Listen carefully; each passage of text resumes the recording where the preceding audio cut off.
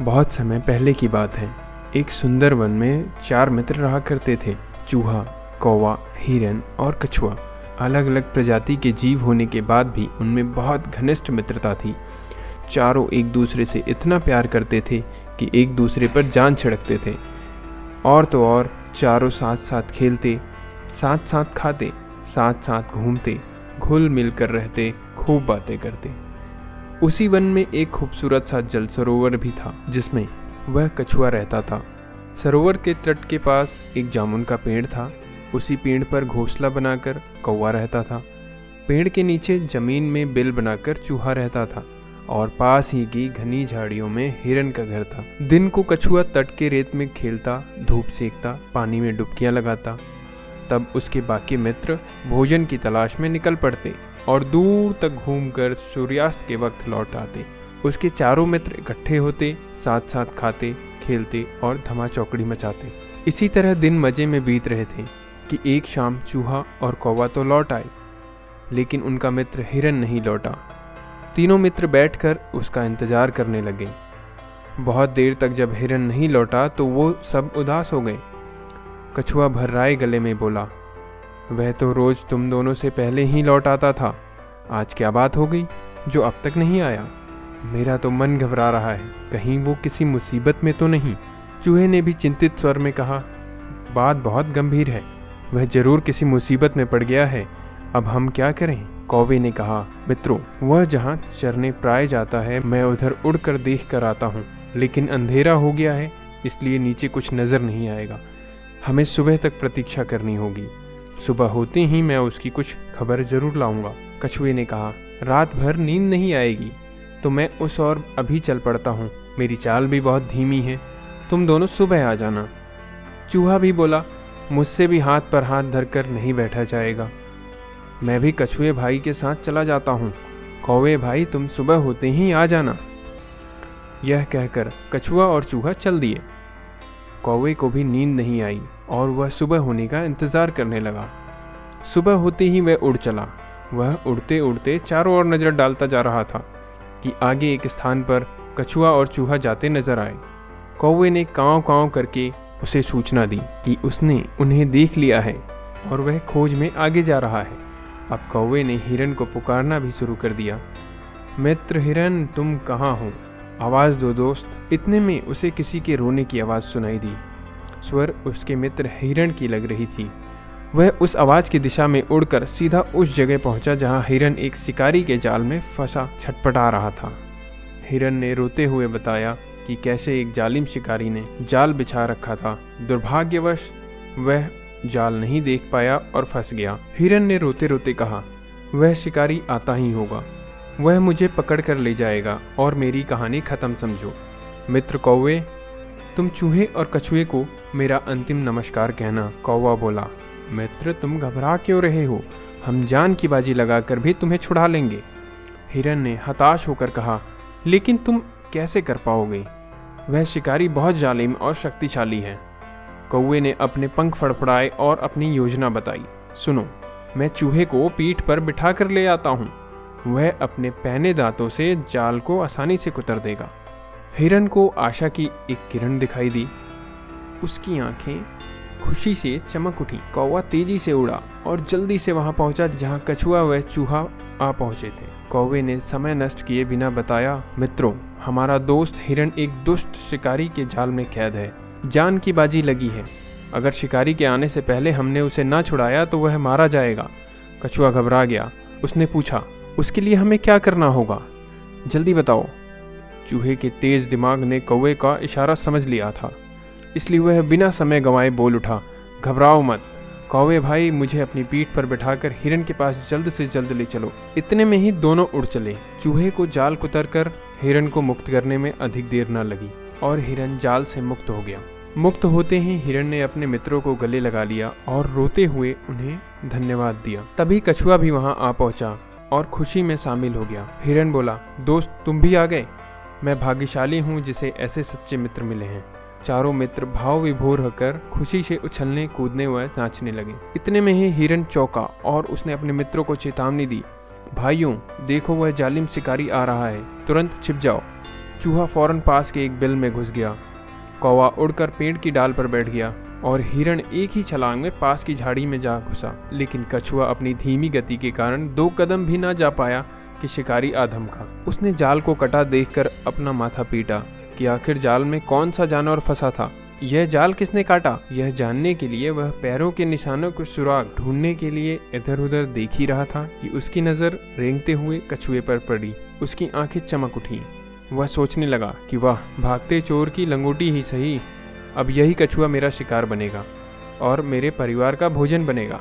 उसने कछुए को उठाकर अपने थैले में डाल लिया और जाल समेटकर चल पड़ा। कौवे ने तुरंत हिरण व चूहे को बुलाकर कहा, मित्रों, कछुए को शिकारी थैले में डालकर ले जा रहा है। चूहा बोला, हमें अपने मित्र की जान बचानी ही होगी और उसे यह शिकारी से छुड़ाना ही होगा, लेकिन कैसे? इस बार हिरण ने समस्या का हल सुझाया। दोस्तों, हमें चाल चलनी होगी। मैं लंगड़ाता हुआ शिकारी के आगे से निकलूंगा। मुझे लंगड़ा समझकर वह मुझे पकड़ने के लिए कछुए वाला थैला छोड़कर मेरे पीछे जरूर भागेगा, लेकिन वो कितनी देर तक मेरा पीछा कर पाएगा? मैं उसे दूर ले जाकर चकमा दे दूंगा। इस बीच चूहा भाई थैले को कुतरकर कछुए को आजाद कर देंगे।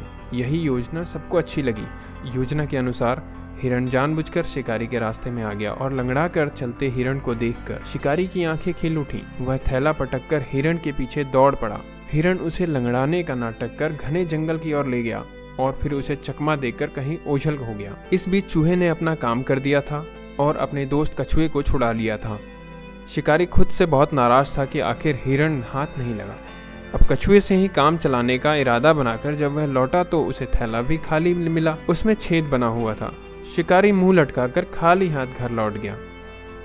तो दोस्तों, इस कहानी से हमें यह सीख मिलती है कि सच्चे मित्र हों तो जीवन में मुसीबतों का आसानी से सामना किया जा सकता है। आपको हमारी यह कहानी कैसी लगी हमें कमेंट में ज़रूर बताएं और चैनल को सब्सक्राइब नहीं किया है तो हमारे चैनल को सब्सक्राइब करें, लाइक करें और शेयर जरूर करें। धन्यवाद। शहर के एक बड़े संग्रहालय के बेसमेंट में कई पेंटिंग्स रखी हुई थी। ये वे पेंटिंग्स थी जिन्हें प्रदर्शनी कक्ष में स्थान नहीं मिला था। लंबे समय से बेसमेंट में पड़ी पेंटिंग्स पर मकड़ियों ने जाला बना रखा था। बेसमेंट के कोने में पड़ी एक पेंटिंग पर एक मकड़ी ने बड़ी ही मेहनत से बड़ा सा जाला बुना हुआ था। वह उसका घर था और उसके लिए वह दुनिया की सबसे प्यारी चीज़ थी। वह उसका विशेष रूप से ख्याल रखा करती थी। एक दिन संग्रहालय की साफ सफाई और रख रखाव का कार्य प्रारंभ हुआ। इस प्रक्रिया में बेसमेंट में रखी कुछ चुनिंदा पेंटिंग्स को म्यूजियम की प्रदर्शनी कक्ष में रखा जाने लगा। यह देख संग्रहालय के बेसमेंट में रहने वाली कई मकड़ियां अपना जाला छोड़कर अन्य स्थान पर चली गईं, लेकिन कोने की पेंटिंग की मकड़ी ने अपना जाला नहीं छोड़ा। कुछ समय बीतने के बाद बेसमेंट से और अधिक पेंटिंग्स उठाई जाने लगी, लेकिन तब भी मकड़ी ने यही सोचा कि यह मेरे रहने की सबसे अच्छी जगह है। इससे बेहतर जगह मुझे कहाँ मिल पाएगी। वह अपना घर छोड़ने को तैयार नहीं थी, इसलिए उसने अपना जाला नहीं छोड़ा। लेकिन एक सुबह संग्रहालय के कर्मचारी उस कोने की रखी पेंटिंग को भी उठाकर ले जाने लगे। अब मकड़ी के पास अपना जाला छोड़कर जाने के अतिरिक्त कोई विकल्प नहीं था। जाला ना छोड़ने की स्थिति में वह मारी जाती। बहुत दुखी मन से उसने अपनी मेहनत से बनाया हुआ जाला छोड़ दिया। संग्रहालय से बाहर निकलने के बाद वह कई दिनों तक इधर उधर भटकती रही। कई परेशानियों से उसे बहुत परेशान होना पड़ा। वह बहुत दुखी रहा करती थी कि उसका खूबसूरत घर उससे भगवान ने छीन लिया और उसे इस मुसीबत में ढकेल दिया।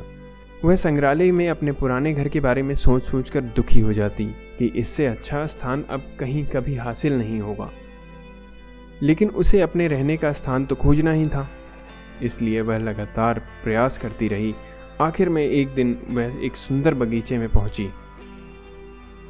बगीचे में एक शांत कोना था जो मकड़ी को बहुत पसंद आया। उसने फिर से मेहनत प्रारंभ की और कुछ ही दिनों में पहले से भी सुंदर जाला तैयार कर लिया। यह उसका अब तक का सबसे खूबसूरत घर था।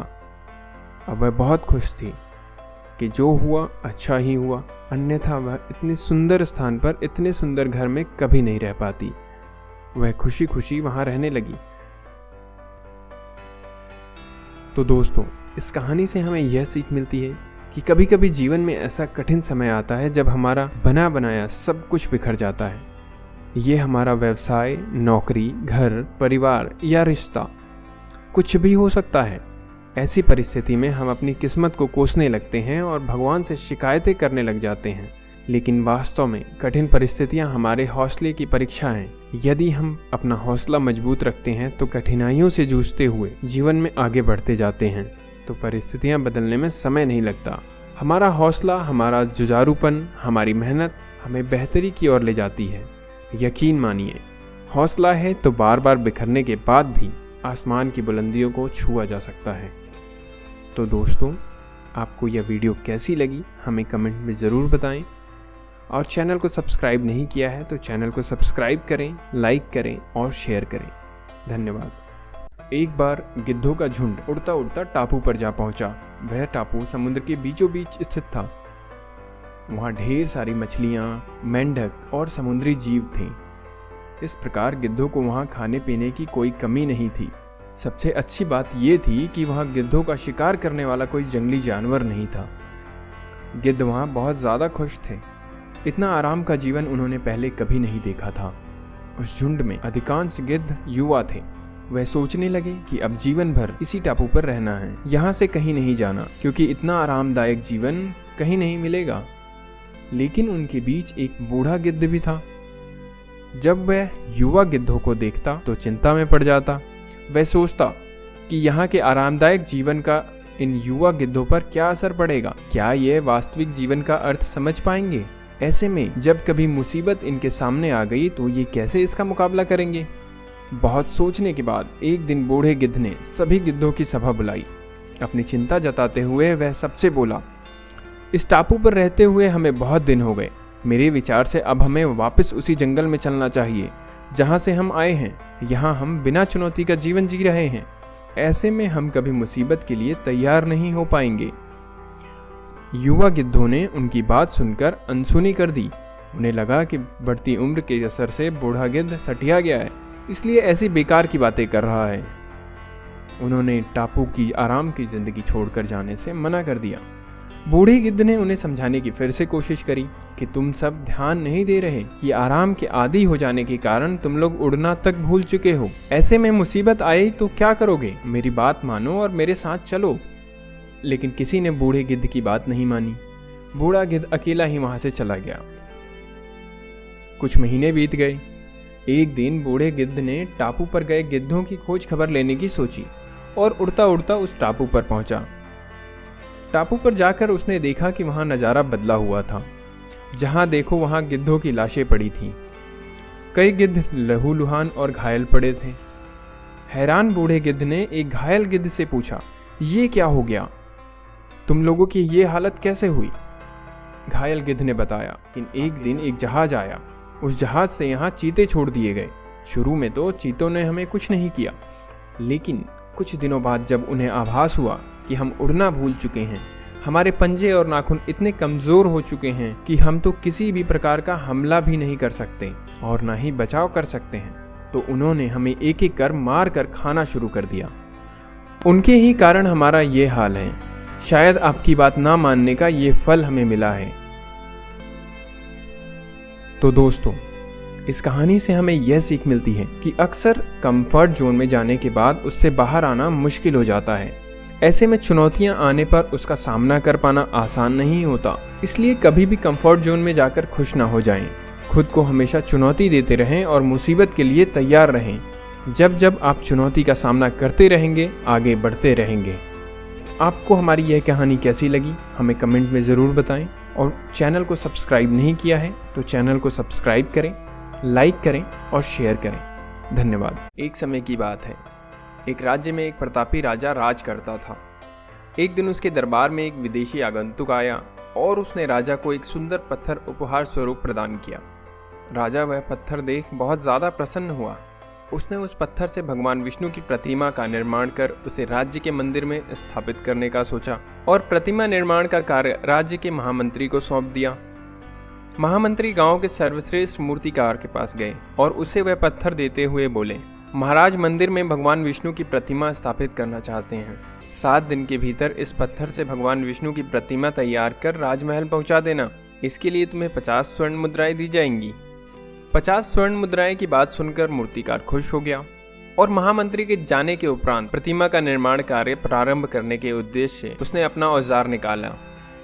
अपने औजार में से उसने एक हथौड़ा लिया और पत्थर तोड़ने के लिए उस पर हथौड़े से वार करने लगा, किंतु पत्थर जस का तस रहा।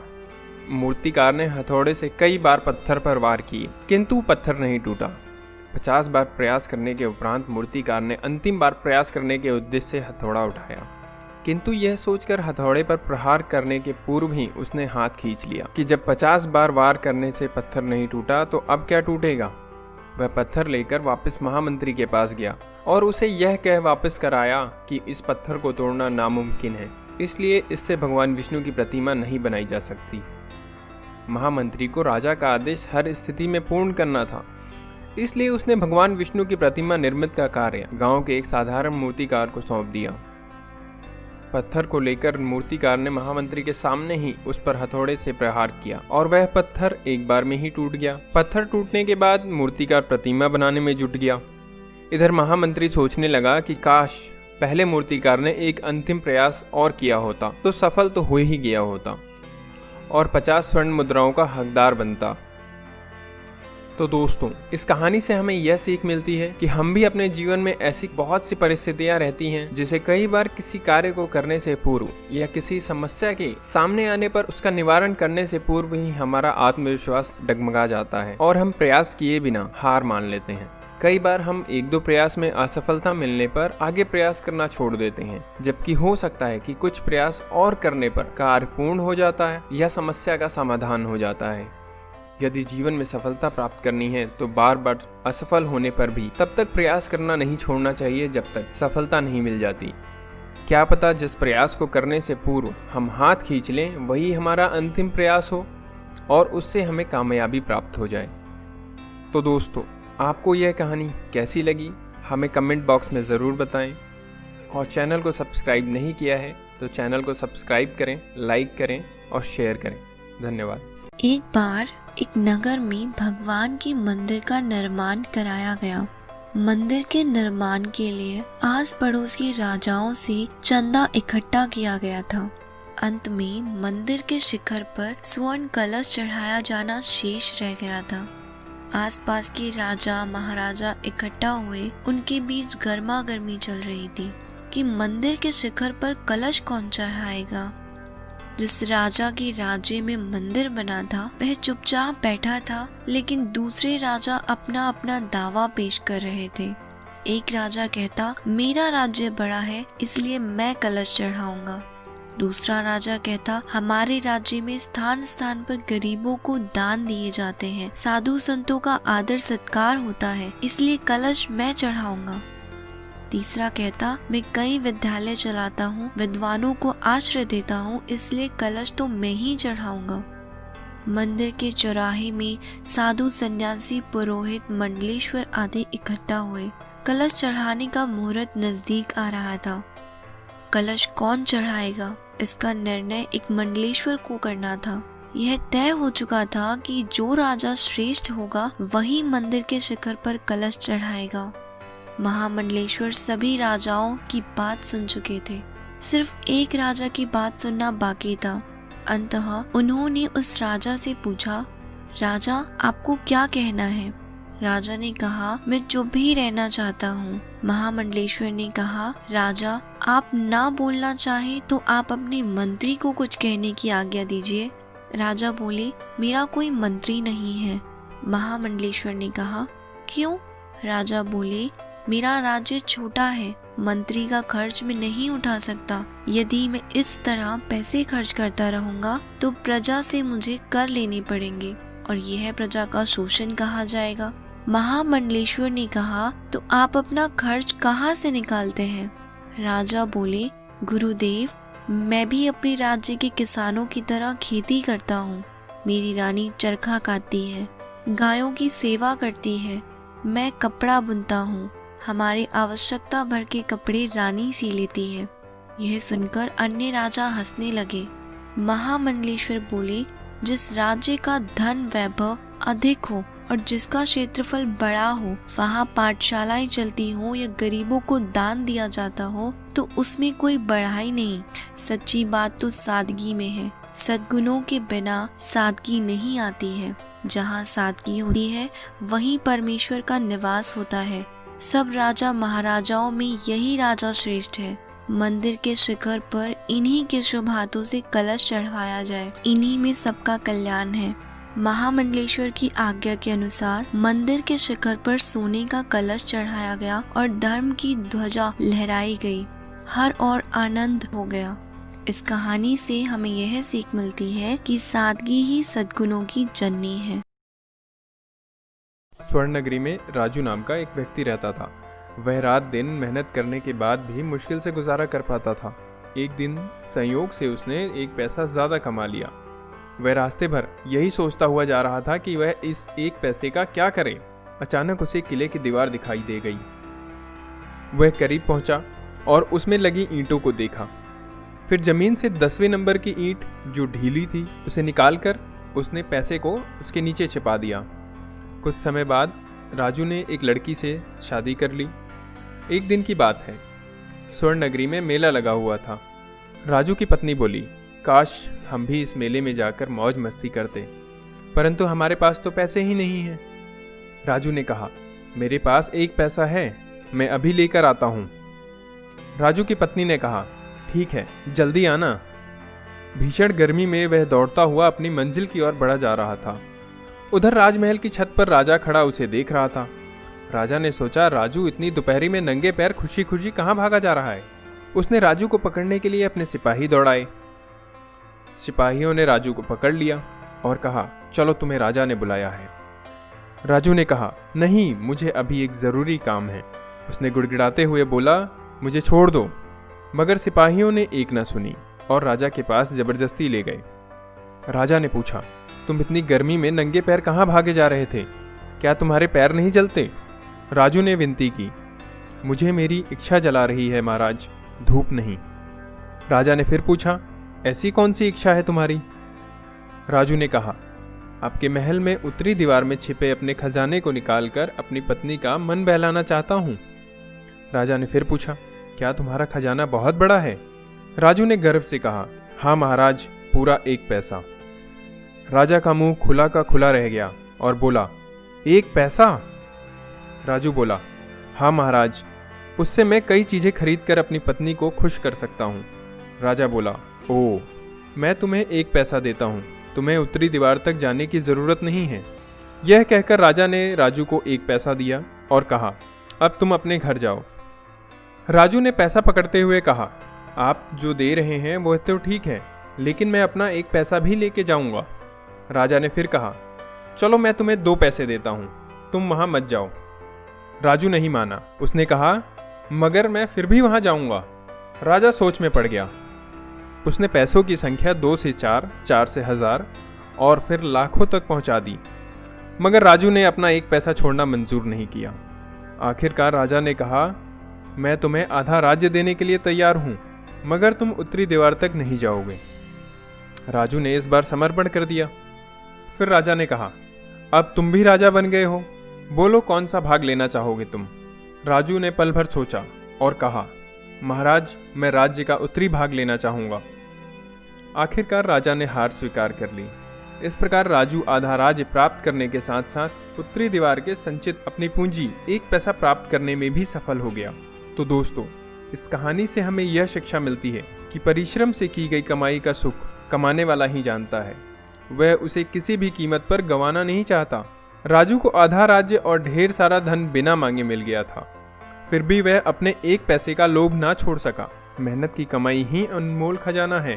तो दोस्तों, आपको यह वीडियो कैसी लगी हमें कमेंट में ज़रूर बताएं, और चैनल को सब्सक्राइब नहीं किया है तो चैनल को सब्सक्राइब करें, लाइक करें और शेयर जरूर करें। धन्यवाद। नमस्कार दोस्तों, आप सभी का स्वागत है। आज हम आपके लिए लाए हैं एक नई स्टोरी जो आपको ईमानदारी का ज्ञान बताएगी। तो चलिए शुरू करते हैं। काफ़ी समय पहले की बात है। प्रतापगढ़ नाम का एक राज्य हुआ करता था। वहाँ के राजा बहुत ईमानदार और अच्छे थे, मगर राजा को एक सुख नहीं था। वह ये था कि उनकी कोई संतान नहीं थी। और वह चाहते थे कि अब वह राज्य के अंदर किसी योग्य बच्चे को गोद लें ताकि वह उसको उत्तराधिकारी बना सकें और आगे की बागडोर को सुचारू रूप से चला सकें। और इसी को देखते हुए राजा ने राज्य में घोषणा करवा दी कि सभी बच्चे राजमहल में एकत्रित हो जाएं। अगले दिन ऐसा ही हुआ। राजा ने सभी बच्चों को पौधे लगाने के लिए भिन्न भिन्न प्रकार के बीज दिए और कहा कि अब हम 6 महीने बाद मिलेंगे और देखेंगे कि किसका पौधा सबसे अच्छा होगा। महीना बीत जाने के बाद एक बच्चा ऐसा था जिसके गमले में वह बीज अभी तक नहीं फूटा था, लेकिन वह रोज उसकी देखभाल करता था और रोज पौधे को पानी देता था। देखते ही देखते 3 महीने बीत गए। बच्चा परेशान हो गया। तभी उसकी माँ ने कहा, बेटा धैर्य रखो, कुछ बीजों को फलने में ज्यादा वक्त लगता है। और वह पौधे को सींचता रहा। 6 महीने हो गए। राजा के पास जाने का समय हो चुका था, लेकिन वह डरा हुआ था कि सभी बच्चों के गमले में पौधे होंगे और उसका गमला खाली होगा। लेकिन वह बच्चा ईमानदार था और सारे बच्चे राजमहल में आ चुके थे। कुछ बच्चे जोश से भरे हुए थे क्योंकि उनके अंदर राज्य का उत्तराधिकारी बनने की प्रबल लालसा थी। अब राजा ने आदेश दिया। सभी बच्चे अपना अपना गमला दिखाने लगे, मगर एक बच्चा सहमा हुआ था क्योंकि उसका गमला खाली था। तभी राजा की नजर उस गमले पर गई और उसने पूछा, तुम्हारा गमला खाली क्यों है? तो उसने कहा, मैंने इस गमले को 6 महीने तक देखभाल की है, लेकिन पता नहीं क्यों इसमें पौधा नहीं आया। राजा उसकी ईमानदारी से बहुत खुश हुए कि उसका गमला खाली है। फिर भी वह हिम्मत करके यहां तो आया। सभी बच्चों के गमले देखने के बाद राजा ने उस बच्चे को सभी बच्चों के सामने बुलाया। बच्चा डरा हुआ था और राजा ने वह गमला सभी को दिखाया। सभी बच्चे जोर जोर से हंसने लगे। राजा ने बोला, शांत हो जाइए, इतने खुश मत होइए। आप सभी को जो बीज दिए गए थे उसमें कभी पौधा आ ही नहीं सकता था, वो सब बंजर हैं। आप चाहे कितनी भी मेहनत कर लें, उनसे कुछ नहीं निकलेगा। लेकिन असली बीज तो यही था। राजा उस बच्चे की ईमानदारी से बेहद खुश हुए और उस बच्चे को राज्य का उत्तराधिकारी बना दिया गया। लेकिन आज के टाइम में हमें इस कहानी से क्या सीख मिलती है? मेरे हिसाब से आज के टाइम में अपने अंदर ईमानदारी का होना बहुत जरूरी है। अगर हम खुद के ईमानदार हैं तो जीवन में किसी न किसी पड़ाव पे सफल हो ही जाएंगे, क्योंकि हमारी औकात हमें ही पता होती है। मुझे उम्मीद है कि आपको यह मोटिवेशनल स्टोरी अच्छी लगी होगी।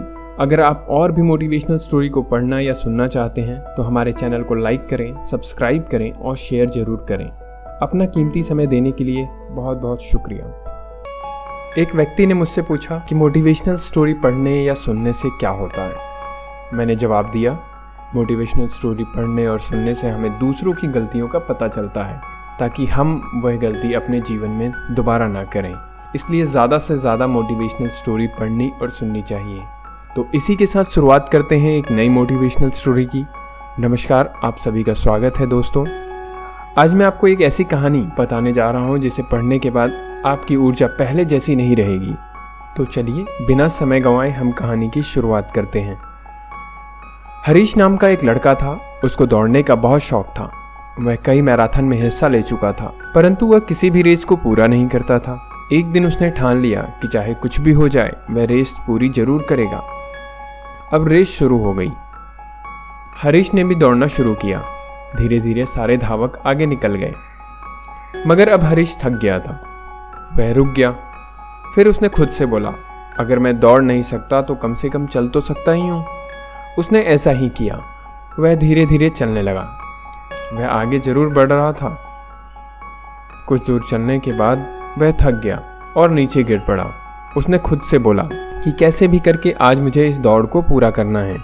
वह जिद करके वापस उठा, लड़खड़ाते हुए आगे बढ़ने लगा और अंततः वह रेस को पूरा कर गया। माना कि वह रेस हार चुका था, लेकिन आज उसका विश्वास चरम पर था, क्योंकि वह आज से पहले रेस को कभी पूरा नहीं कर पाया था। वह जमीन पर पड़ा हुआ था क्योंकि उसके पैरों की मांसपेशियों में बहुत ज़्यादा खिंचाव हो चुका था। लेकिन आज वह बहुत ज़्यादा खुश था क्योंकि वह हार कर भी जीता था। तो दोस्तों, हम भी इस तरह की गलतियां करते रहते हैं। हमारी लाइफ में भी अगर कोई परेशानी होती है तो उस काम को नहीं करते हैं और छोड़ देते हैं। अब मान लेते हैं कि अगर आप एक स्टूडेंट हैं तो हर रोज़ 10 घंटे की स्टडी करते हो और किसी दिन कोई परेशानी की वजह से आप पढ़ाई नहीं कर पाते, मगर आपको 5 घंटे ही क्यों ना मिले, उसमें आपको अपनी पढ़ाई अवश्य पूरी करनी चाहिए। हरेश की कहानी से हमें यह शिक्षा मिलती है कि अगर हम लगातार आगे बढ़ते रहें तो एक दिन हम हार कर भी जीत जाएंगे। छोटे छोटे कदम बढ़ाते जाओ और आगे बढ़ते जाओ, यही सफलता का नियम है। अगर आपको ये कहानी अच्छी लगी तो हमें कमेंट के माध्यम से ज़रूर बताएं, और अगर आप और भी मोटिवेशनल स्टोरी सुनना देखना चाहते हैं तो हमारे चैनल को सब्सक्राइब करें, लाइक करें और शेयर ज़रूर करें। शुक्रिया। कुएं में एक मेंढक रहता था। उसने सिर्फ यही दुनिया देखी थी। आकाश भी उतना ही देखा था जितना कुएं के अंदर से दिखाई देता है, इसलिए उसकी सोच का दायरा छोटा था। तभी अचानक नीचे पानी के रास्ते वहाँ समुद्र की एक छोटी सी मछली आ पहुंची। मछली ने पूछा, तुम्हें पता है समुद्र कितना बड़ा है? मेंढक ने एक छलांग लगाई और बोला, इतना।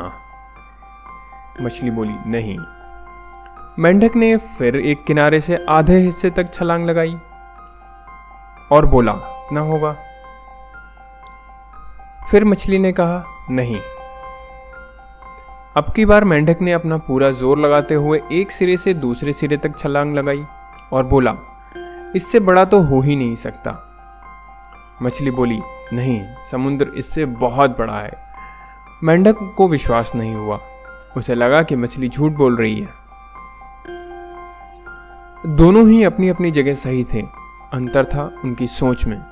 मछली की सोच अपने माहौल के हिसाब से थी और मेंढक की सोच भी जिस वातावरण में रहता था ठीक वैसी ही थी। तो दोस्तों, रियल लाइफ में भी हमारे साथ ऐसा ही होता है। जिस माहौल में हम रहते हैं हमको लगता है यही जीवन की सच्चाई है, लेकिन हम गलत हैं। हमें अपनी सोच का दायरा बढ़ाना होगा और मछली की बात से सीखना होगा। अगर ये सीख हम जीवन में उतारते हैं तो यकीनन हमारी सोच का दायरा बढ़ने के साथ साथ हम भी आगे बढ़ते रहेंगे। तो दोस्तों, आपको ये कहानी कैसी लगी? यदि आपका कोई सवाल या सुझाव हो तो हमें कमेंट के माध्यम से ज़रूर बताएं। इस वीडियो को देखने के लिए और आपका कीमती समय देने के लिए आपका बहुत बहुत शुक्रिया। तेनालीराम अपनी बुद्धि और हास्य के लिए काफ़ी प्रसिद्ध व्यक्ति माने जाते थे। बात उस समय की है जब वो राजा कृष्णदेवराय के दरबार में सदस्य नहीं थे। एक बार जब राजगुरु नगर भ्रमण के लिए निकले तो उन्होंने राजगुरु से दरबार में सम्मिलित होने और मनोरंजन करने का अनुरोध किया। तेनालीराम ने अपनी लिखी कुछ हास्य पंक्तियां राजगुरु को दिखाई। राजगुरु ने उन्हें कह दिया, ठीक है, मैं महाराज से बात करके तुम्हें बता दूंगा। कई हफ्ते बीत गए, राजगुरु का कोई जवाब नहीं आया। तब तेनालीरामा ने राजगुरु से मिलने का फैसला किया। जब राजगुरु ने उन्हें देखा तो वह आश्चर्यचकित रह गए कि रमन उसकी बातों को इतनी गंभीरता से ले लिया और मिलने भी आ पहुंचा। उस समय फिर राजगुरु ने रामा को टाल दिया, लेकिन रामा हार मानने वालों में से नहीं था। वह बस राजा के लिए अपनी योग्यता साबित करने का एक मौका ढूंढ रहा था।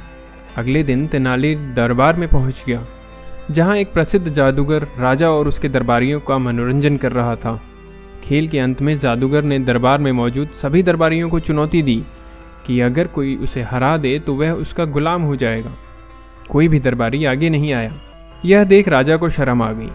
तभी रामा ने खड़े होकर घोषणा की कि वह जादूगर को चुनौती दे सकता है। राजा ने रामा को देखा और बोले, ठीक है, यदि तुम जादूगर को हरा दोगे तो मैं तुम्हें सोने से भरी एक थैली उपहार में दूंगा। दूसरे दिन जब रामा दरबार की ओर जा रहे थे तभी उस जादूगर ने रामा को देखकर कहा, रामा, तुमने चुनौती स्वीकार कर बहुत गलत किया। तुम्हें सोने से भरी थैली तो नहीं मिलेगी। हाँ, मैं तुम्हें यह रेत से भरी थैली देता हूँ। जब जब इसे देखो तो तुम्हें मेरी ही याद आएगी। और वह हंसकर चला गया। दोनों दरबार पहुँचे। दरबार में रमन ने उस जादूगर से कहा, क्या जो काम मैं अपनी आंखें बंद करके कर सकता हूँ, क्या वो काम तुम खुली आंखों से कर सकते हो? जादूगर बिना सोचे समझे सहमत हो गया। उसने हाँ भर दी। उसने कहा, क्यों नहीं कर सकता, मैं करके दिखाऊंगा। रामा ने वही रेत की थैली निकाली और अपनी आंखें बंद की और एक मुट्ठी रेत निकालकर अपनी आंखों पर रख दी। जादूगर ने तुरंत हार मान ली, क्योंकि वह जानता था कि वह अपनी आंखों के अंदर रेत नहीं डाल सकता। राजा रमन से बहुत खुश हुए और उन्होंने उसे एक सोने की थैली दी और उनकी बुद्धिमत्ता से प्रसन्न होकर अपने दरबार में मंत्री के रूप में नियुक्त कर लिया। इस प्रकार रामा ने उस अवसर का प्रयोग किया जिसे उस जादूगर ने मात्र मजाक में रेत के रूप में दिया था। इसलिए हर चुनौती में एक बड़ा अवसर छुपा होता है। आशावादी हमेशा कठिनाई में अवसर देखते हैं, पर निराशावादी व्यक्ति प्रत्येक अवसर में कठिनाइयां ही खोजता है। तो दोस्तों, उम्मीद करता हूँ आपको ये कहानी रेत की थैली अवश्य पसंद आई होगी। इस कहानी ने आपको कितना मोटिवेट किया, कृपया कमेंट के माध्यम से अवश्य बताएं। आपके किसी भी प्रश्न और सुझावों का स्वागत है। कृपया शेयर करें और हमसे जुड़े रहने के लिए हमारे चैनल को सब्सक्राइब करें। एक बार की बात है, पक्षियों के राजा अपने दल के साथ भोजन की खोज में जंगल में गए। राजा ने पक्षियों को आदेश दिया, जाओ और जाकर दाने और बीज ढूंढ कर लाओ, और अगर मिले तो बताना, सब मिलकर खाएंगे। सभी पक्षी दानों की तलाश में निकल पड़े।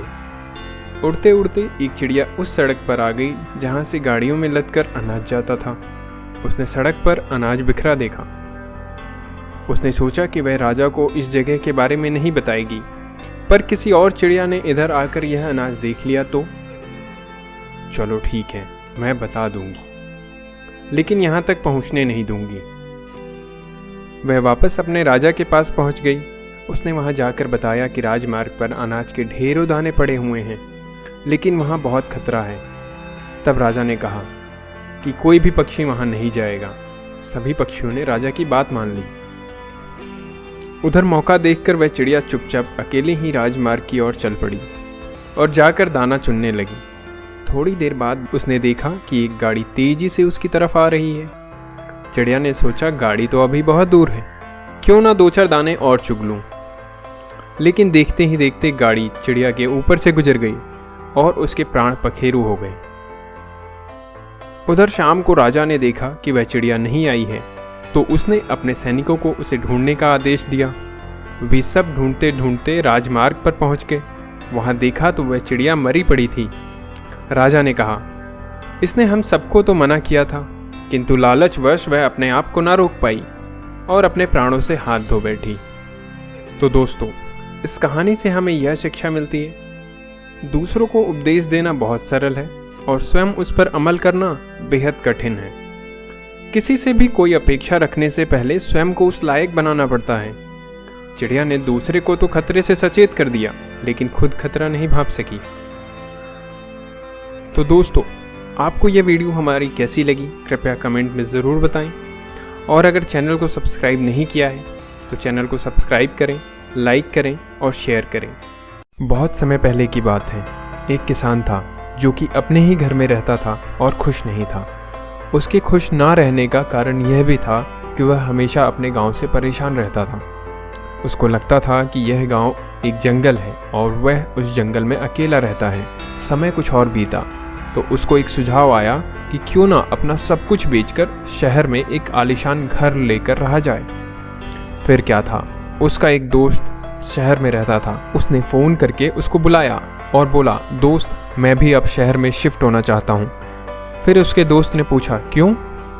किसान ने बताया कि यहाँ की ज़िंदगी से मैं परेशान हो गया हूँ। यहाँ पर न रास्ता सही है, बारिश होने पर यहाँ पानी आ जाता है, जब तेज़ हवा चलती है तो घर में पेड़ के पत्ते भर जाते हैं। इसी वजह से मैं यह घर छोड़कर जाना चाहता हूँ। फिर क्या था, उसके दोस्त ने बोला, कोई बात नहीं, मैं बहुत ही जल्द तुम्हारा घर बिकवा दूंगा। ऐसा बोलकर वह शहर चला गया।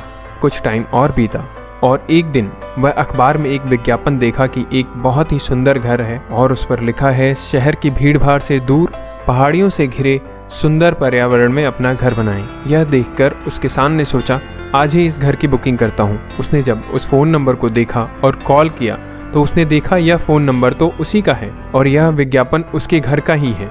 यह सब देखकर उसे बहुत ही अफसोस हुआ और वह समझ गया कि वह अपने सपनों के घर में ही रहता है। दोस्तों, इसी तरह हमारी आपकी ज़िंदगी में भी है कि हमारे पास सब कुछ होते हुए भी हम दूसरी चीज़ों के पीछे भागते हैं। हम लोग यही सोचते हैं कि हमारे जीवन में बहुत सारी समस्याएं हैं, हम लोगों को ज़रूरत है अपनी सोच को बदलने की। तो आपको हमारी ये कहानी कैसी लगी, हमें कमेंट में ज़रूर बताएं और वीडियो को लाइक और शेयर ज़रूर करें। बहुत समय पहले की बात है, नंदन गाँव में एक चोर रहा करता था। वह बहुत ही खतरनाक और चालाक चोर था। आज तक उसको कोई भी चोरी करते पकड़ नहीं पाया था। उसका एक बेटा पलटन भी था। वह हमेशा अपने बेटे को अच्छी बातें बताता था, उसे अच्छे संस्कार देता था। और जब उसका बेटा पूछता था कि पापा, सब लोग आपको चोर क्यों बोलते हैं, तो वह बोलता था, बेटा, सब लोग गलत हैं, सब गलत बोलते हैं, मैं ऐसा नहीं हूँ। सब लोग हमारी हर चीज़ से जलते हैं। सब लोग यह नहीं चाहते कि तुम अच्छे स्कूल में पढ़ो। अपने पिता के जवाब को सुनकर वह खुश हो जाता और अपने दोस्तों के साथ खेलने चला जाता। टाइम बीतता चला गया और एक दिन उसका बेटा बड़ा हो गया और उसने 12वीं कक्षा पास कर ली। लेकिन सोमू चोर के पास इतना पैसा नहीं था कि वह अपने लड़के को आगे पढ़ा सके। उसके लड़के ने बहुत जगह नौकरी के लिए आवेदन डाला, लेकिन कम पढ़ा होने के कारण उसको कोई भी नौकरी पर नहीं रखता था। सोमू अपने बेटे को लेकर काफ़ी चिंतित हो गया। वह अपने बेटे के लिए कुछ करना चाह रहा था, लेकिन उसकी बात कोई नहीं मानता था। लास्ट में जब सोमू को कोई रास्ता नहीं दिखाई दिया तो सोमू ने अपने बेटे को चोर बनाने का सोचा और एक रात वह अपने बेटे के साथ चोरी करने निकल पड़ा। पलटन को यह बात पता नहीं थी कि वह चोरी करने जा रहा है। अभी कुछ दूर वो चला ही था कि एक सेठ का घर दिखाई पड़ा और अपने बेटे से बोला, हम लोगों को यहीं चोरी करनी है। पलटन सेठ के घर की लाइट को बहुत ध्यान से देख रहा था और कुछ सोच रहा था। तभी उसके पापा ने बुलाया और बोला, बेटा हम लोगों को इसी रास्ते से घर के अंदर जाना है। पलटन अब भी लाइट को देख रहा था। तभी सोमू ने पूछा, क्या हुआ पलटन? तो पलटन ने जवाब दिया, पापा मैं यह चोरी नहीं कर सकता। सोमू ने पूछा, क्यों? तो पलटन ने फिर से जवाब दिया, ये लोग ईमानदारी और मेहनत से कमाते हैं, तभी इनके घर में हमेशा रोशनी रहती है, और हम लोग चोरी से बहुत कमाते हैं, फिर भी हम अंधेरे में ही रहते हैं। यह सुनकर सोमू शर्म से लाल हो गया और उस दिन से चोरी छोड़ दी। दोस्तों, इस कहानी से हम लोगों को यह सीख मिलती है कि ईमानदारी की कमाई कभी बेकार नहीं जाती। ईमानदारी की कमाई से भी लोग धनवान बनते हैं, लेकिन इसमें कुछ समय लगता है। आपको यह कहानी कैसी लगी हमें कमेंट बॉक्स में ज़रूर बताएं, और चैनल को सब्सक्राइब नहीं किया है तो कृपया चैनल को सब्सक्राइब करें, वीडियो को लाइक करें, शेयर करें। धन्यवाद। किसी गांव में एक ब्राह्मण रहा करता था। एक दिन वो दावत में गया, उसे यजमान से एक बकरा मिला। वो खुशी खुशी उसे लेकर अपने घर जा रहा था। रास्ता लंबा था और सुनसान भी था। आगे जाने पर रास्ते में उसको ठगों ने देख लिया और सोचा क्यों ना इससे ये बकरा हथिया लिया जाए। तीनों ठगों ने ब्राह्मण के कंधे पर बकरे को देखकर उसे हथियाने की योजना बनाई। जैसे ही ब्राह्मण आगे गया, एक ठग ने ब्राह्मण को रोककर कहा, अरे पंडित जी, यह क्या अनर्थ कर रहे हैं? आप अपने कंधे पर क्या उठाकर ले जा रहे हैं? आप तो ब्राह्मण हैं और ब्राह्मण होकर कुत्ते को कंधे पर बिठाकर ले जा रहे हैं। ब्राह्मण ने क्रोधित स्वर में बोला, पागल है क्या या अंधा हो गया है? दिखाई नहीं देता? यह कुत्ता नहीं बकरा है। पहले ठग ने फिर से कहा, खैर मेरा काम था आपको बताना। अगर आपको कुत्ता ही अपने कंधे पर ले जाना है तो मुझे क्या, आप जाने और आपका काम जाने। थोड़ी दूर चलने के बाद ब्राह्मण को दूसरा ठग मिलता है। वो ब्राह्मण को रोकता है और कहता है, पंडित जी क्या हो गया है आपको? ब्राह्मण होकर मरी हुई बछिया को कंधे पर लाद कर ले जा रहे हैं। उच्च कुल के लोगों को यह शोभा नहीं देता। पंडित उसे भी झिड़क कर आगे बढ़ गया। आगे जाने पर उसे तीसरा ठग मिलता है। उसने भी ब्राह्मण को टोका और कहा, इस गधे को कंधे पर क्यों ले जा रहे हैं आप? ब्राह्मण अब घबरा गया। उसको लगा कि ये जरूर कोई मायावी जीव है जो बार बार स्वरूप बदल ले रहा है, वरना इतने सारे लोग झूठ क्यों बोलेंगे। थोड़ी दूर जाकर उसने बकरे को कंधे से उतार दिया और आगे बढ़ गया। इधर तीनों ठगों ने उस बकरे को हथिया लिया और उस ब्राह्मण की मूर्खता पर उनको हंसी भी आई। तो दोस्तों, हमें इससे ये सीख मिलती है कि किसी झूठ को बार बार बोलने से वह सच की तरह लगने लगता है। इसलिए अपने दिमाग से काम लें और अपने आप पर विश्वास रखें। तो आपको हमारी ये कहानी कैसी लगी हमें कमेंट में जरूर बताएं। अगर आपने हमारा चैनल सब्सक्राइब नहीं किया है तो हमारे चैनल को सब्सक्राइब करें, लाइक करें और शेयर जरूर करें। धन्यवाद। दो फेरी वाले एक नदी किनारे मिले। एक फेरी वाले ने कहा, यार आजकल धंधा बहुत मंदा चल रहा है। तुम ठीक कह रहे हो। मैं सोच रहा हूँ कि नदी के पार जाकर जो शहर है वहाँ अपनी किस्मत आजमाऊं। दूसरे फेरी वाले ने कहा। फिर वे दोनों नाव में बैठकर नदी पार पहुंचकर शहर में प्रवेश कर गए। फिर क्या था, वह दोनों विपरीत दिशाओं में निकल गए। एक फेरी वाले ने आवाज लगाई, आ गया फेरी वाला, सामान खरीदो बेचो, आ गया फेरी वाला।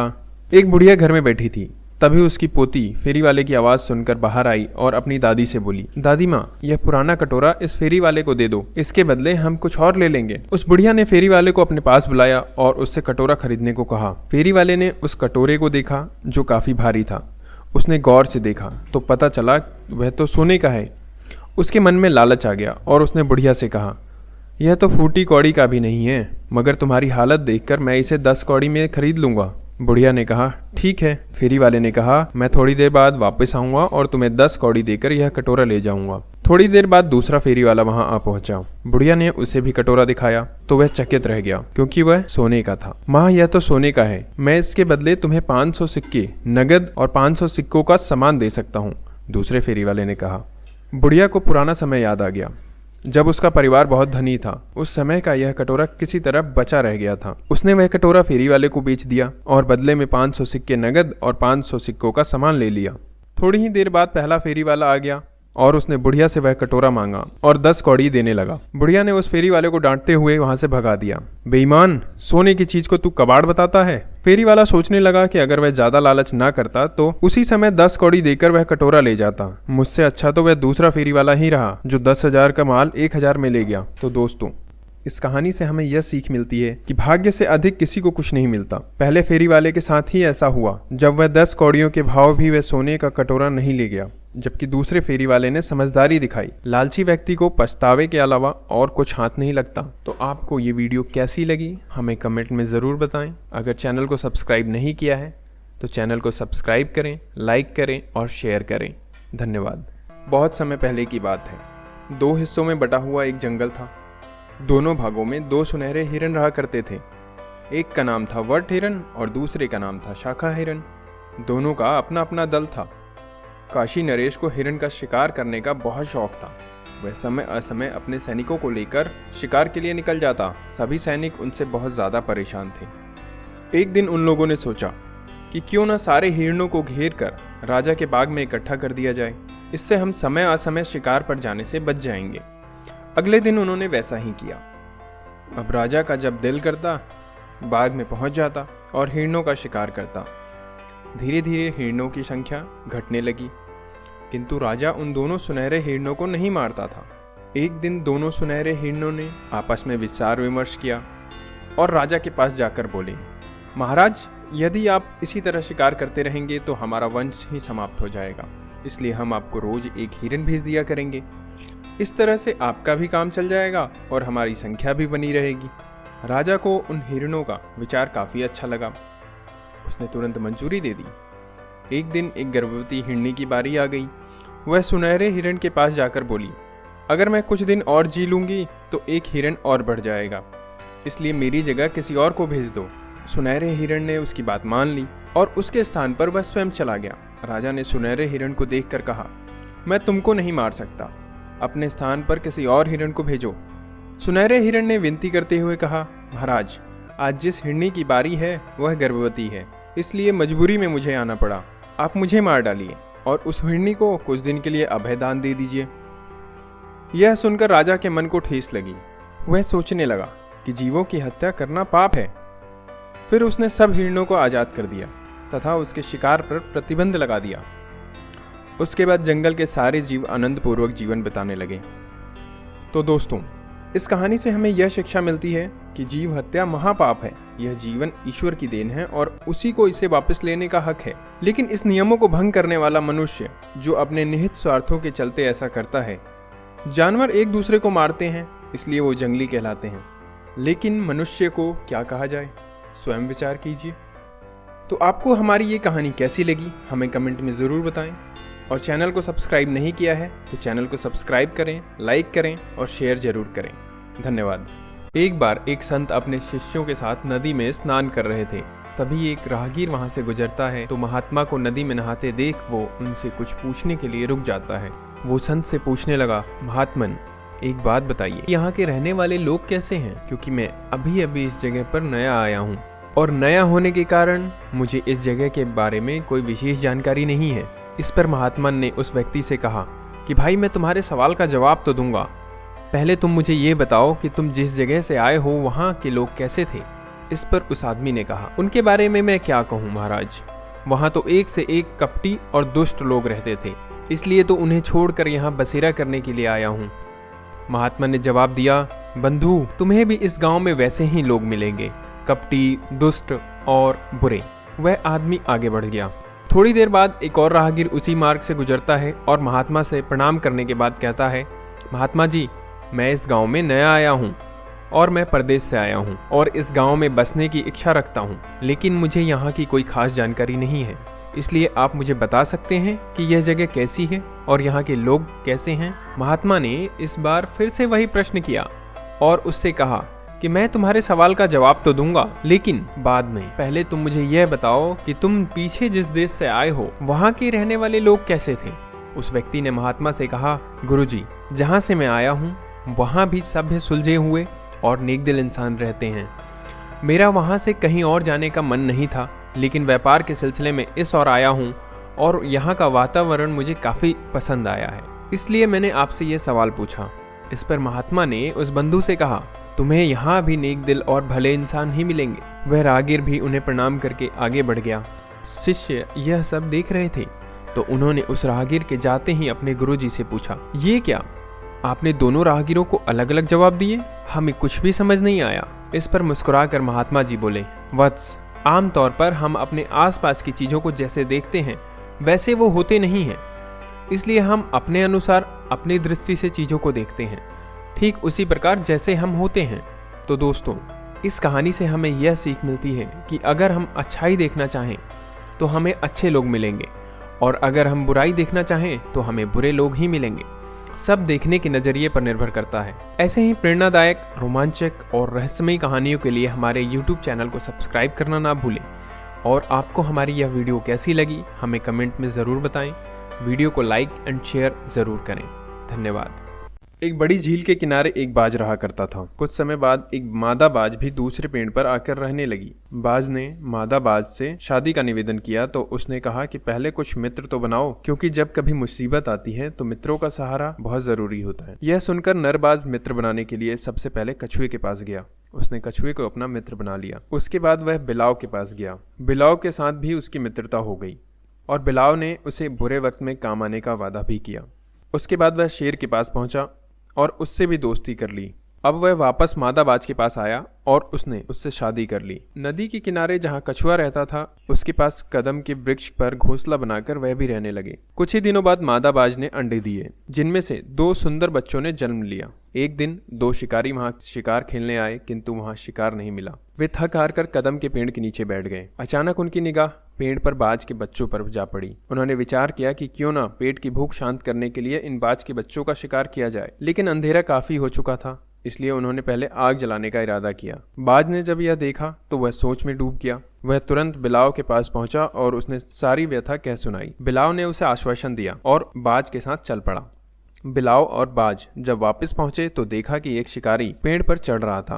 बिलाव ने तुरंत नदी में डुबकी लगाई और आग के ऊपर पानी का छिड़काव कर दिया। इस प्रकार उसने 2-3 बार डुबकी लगाई और आग बुझा दी। वह शिकारी फिर से अंधेरा होने के कारण नीचे उतर आया। दोनों शिकारी फिर आग जलाने लगे। फिर उदबिलाव ने उसे पानी से बुझा दिया। इसी तरह कई बार यह क्रम चलता रहा। फिर उदबिलाव भी काफी थक चुका था। अब बाज अपने मित्र कछुए के पास पहुंचा और उसे सारा हाल कह सुनाया तो कछुआ तुरंत तैयार हो गया। वह शिकारियों के सामने जा पहुंचा। शिकारियों ने बड़ा कछुआ देखा तो उनकी आंखों में लालच आ गया। उन्हें लगा कि उनका कई दिनों का भोजन आ गया। उन्होंने जो अपनी कमीज पहनी थी उसे फाड़कर कछुए को बांधना शुरू कर दिया। कछुआ काफी बड़ा था और ताकतवर भी था। उसने उन दोनों को पानी के अंदर खींचना शुरू कर दिया। दोनों गिरते पड़ते पानी की ओर खींचने लगे। अचानक एक शिकारी चिल्लाया, अगर जान बचानी है तो अपनी कमर से कमीज खोल दो। यह कहकर उसने अपनी कमर से कमीज खोल दी और इस तरह दोनों की जान बच गई। अब वह फिर आग जलाने का प्रयत्न करने लगे। उनके मन में यही विचार आया कि आज रात बाज के बच्चों को मारकर ही गुजारा कर लेंगे। उधर बाज ने कुछ देर सोचा और फिर वह शेर की गुफा की तरफ चल पड़ा। उसने शेर के पास जाकर अपनी दुख भरी दास्तां सुनाई तो शेर तुरंत बाज के साथ चल पड़ा। शेर की गर्जना सुनकर दोनों शिकारी सिर पर पैर रखकर भाग खड़े हुए। बाज ने अपने मित्रों को धन्यवाद किया और मित्रता के महत्व को समझा। तो दोस्तों, इस कहानी से हमें यह सीख मिलती है कि मित्रता करने का दम तो बहुत लोग भरते हैं, लेकिन कितने ऐसे होते हैं जो निभाने का दम भी रखते हैं। मित्रता ऐसी हो कि लोग उसकी मिसाल दें। सच्चे मित्र की पहचान संकट के समय ही होती है। जो संकट के समय काम आए वही सच्चा मित्र है। तो आपको हमारी ये वीडियो कैसी लगी हमें कमेंट में ज़रूर बताएं। अगर चैनल को सब्सक्राइब नहीं किया है तो चैनल को सब्सक्राइब करें, लाइक करें और शेयर ज़रूर करें। धन्यवाद।